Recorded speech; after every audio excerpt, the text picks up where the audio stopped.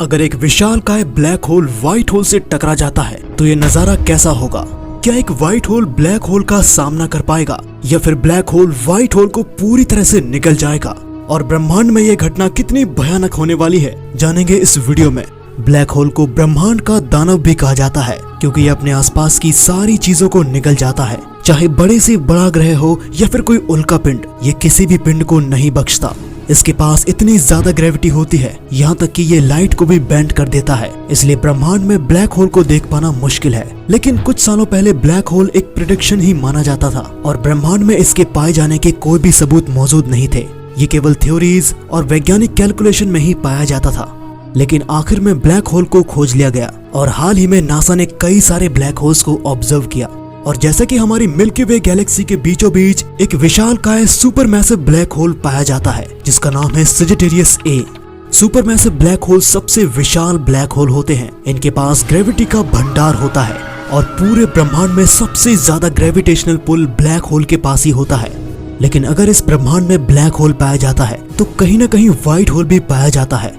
लेकिन जैसे black hole को पहले वैज्ञानिक कैलकुलेशन से ही माना जाता था, ठीक वैसे ही व्हाइट होल के अस्तित्व के प्रमाण आज तक नहीं पाए गए। ये अभी भी एक थ्योरी है। लेकिन अगर इस ब्रह्मांड में मैटर पाया जाता है तो इसलिए ब्रह्मांड में एंटी मैटर भी पाया जाता है। और अगर पॉजिटिव का अस्तित्व है तो कहीं ना कहीं नेगेटिव का भी जरूर अस्तित्व होगा।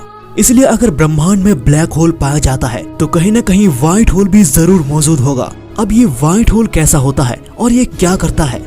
व्हाइट होल ब्लैक होल का ठीक उल्टा होता है, यानी कि जिस तरह से ब्लैक होल अपने अंदर सारी चीजों को निगल जाता है, ठीक उसका उल्टा व्हाइट होल अपने अंदर से सारी चीजों को बाहर उगल देता है। व्हाइट होल के बारे में कई सारी थ्योरीज बताई जाती हैं, लेकिन आज हम उसकी सबसे ट्रस्टेड थ्योरीज की बात करेंगे। अगर इस थ्योरी की माने तो ब्रह्मांड में दूर कहीं न कहीं एक ऐसी जगह पाई जाती है या फिर एक ऐसा टनल मौजूद है जिसके पास दो एंड्स होते हैं, जिसके एक एंड से उसके अंदर जाया जाता है और दूसरे एंड से उसके बाहर आया जा सकता है।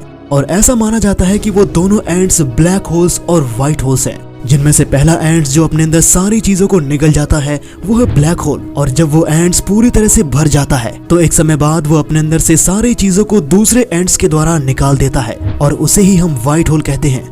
यानी कि अगर आप किसी गैलेक्सी के ब्लैक होल के अंदर जाते हैं तो आप कुछ समय बाद ही आप दूसरे एंड से बाहर निकल जाएंगे और आप एंड्रोमेडा गैलेक्सी में पहुंच जाएंगे।